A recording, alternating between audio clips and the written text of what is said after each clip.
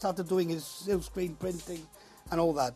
But basically, that's what Andy Warhol first. And I'm going to draw, something. I've just thought of this now, but it's like the esophagus and leading on to the chest, as it were.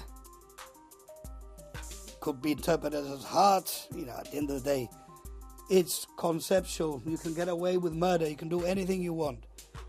I mean, you could spend, and I've done this painting I did some time ago and entered the international competition. I think it was the first one I entered, and it got highly commended. The concept obviously was liked and it came through, so it was given a commendation. In that one I went a bit more, I coloured it a bit more, but at the end of the day, same thing. Now, as I was saying, another very important conceptual artist, a guy called Christo, whose idea was to cover monuments, I think the Taj Mahal. It would have been lovely to have done it in Gibraltar, the actual shape of the rock, the icon of the rock. He covered it in material, cloth, but you're talking islands, buildings covered in cloth. That was it. That was a concept, but it looked great, and he took photographs of it, helicopters all around, and it looked wonderful. That was the happening, the conceptual art. You could be critical, whatever, but at the end of the day, that was his statement. People like Tracy Emin, more recently, the dishevelled bed or the unmade bed with all the drinks and remainders of a heavy weekend, everything lying around, cigarettes, whatever. That was actually bought by Saatchi Gallery for, I think it was £1 million. Now, that I'll go into that later on, but at the end of the day, Saatchi's no idiot. He's an advertising guru, and people pay a lot of money to visit the Saatchi Museum by the Embankment in London. So, the guy knew what he was doing. Tracy Emin is innovative in that sense. He thought, I want to portray what a weekend in my life is, and all the remainders, all the nuances of that weekend, whether she'd had any lovers, whatever, was built then. It's horrible. People say, that's what I'm here, that's not art. At the end of the day, it's a statement. She was making a statement. Whether you pay that amount or not, that I don't agree with. But like I said, let's carry on with this. Okay. Actually, I've just remembered another very important. This is not in painting. This is music, which I always compare to art. When I was a student of art years ago, there was this guy, musician, Philip Glass, who came up with a really interesting notion. He made a record, a single, and he called it 3 Minute Silence. The actual record was all silence. 3 minute silence. Now, if you're going to be negative, again, porqueria, rubbish, that's not art. But I still remember that. It's still stuck in my head.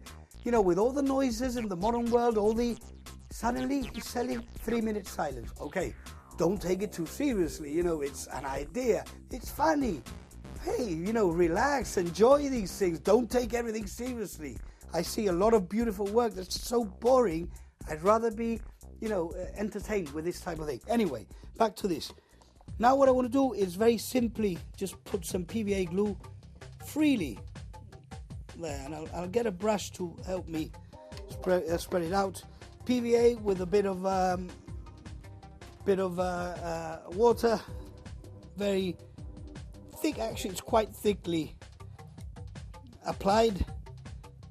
Now, obviously, you won't see the final results until it's dry. I can show you that next week. But I can show you the painting that I did do, which is more or less the same as that one. And now, this is Andrew's cigarette butt ends. I'm just going to freely apply those there, including ash. See, a bit of ash there will add to the effect. Those that fall out, you just put them back in.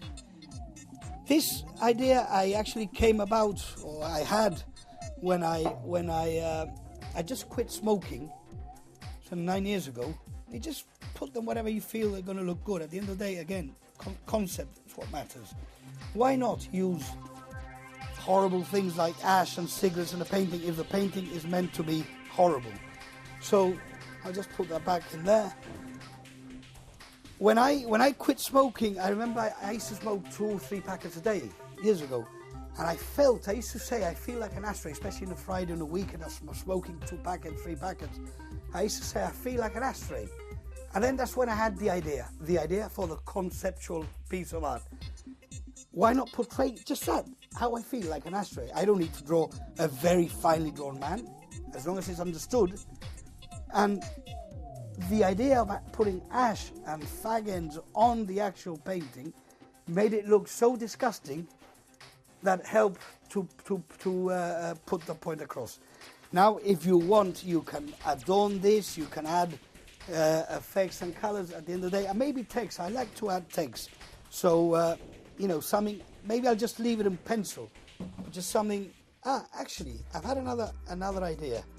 Andrew, can you give me one of your cigarettes, please? And I'm not going to smoke. Okay, this will further add to the concept, and hopefully that's still hot. Yes, it is. And I'm not going to lecture you about smoking. But look, that is probably add to the effect. Again, with a bit more time, you can be more careful so you don't see the glue. Now I'm just trying to prove a point. And I don't know, you can just write something silly like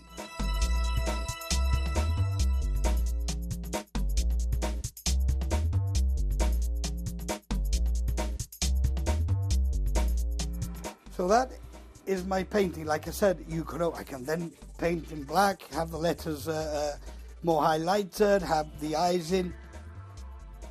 The idea should have come through.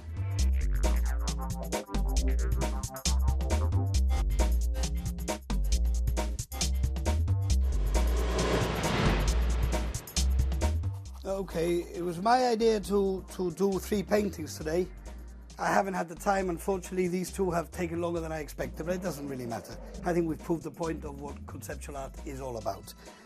Before we go, I would like to go over something I said at the beginning, which was mainly the difference between art and the market of art. They're totally 2 different things. Like compare the market and compare the Meerkat. Meerkat.com, simples. Just a joke. But anyway, I've just been to Arco, Feria Arte Contemporanea in Madrid, and there you see what it's all about. Some lovely work. I recommend that you go if you're really interested in art. But basically, there you see what the market of art is really all about. It's about selling. So it becomes a market. Whilst art is totally something personal, something to do with expression and a comment in life, whatever. Now, if you want to really understand the difference, it's like football. You can really enjoy football. There's nothing better than watching kids play. But if you like football at the professional level, I mean, I love to see Cristiano Ronaldo play. But that doesn't mean to say that I agree that he should be paid 90 million euros or pounds by Real Madrid to go, or get paid I don't know how many thousands of pounds a week. That's exactly what art is also about. This is a concept. Art should always be innovative, but it doesn't mean to say that this painting is worth £100, unless obviously someone wants to pay for it. But what I do know, and I do like to really stress, is that art, above anything else, has to be thought-provoking. It also has to be innovative. It has to stretch the progression of the humankind to the limit.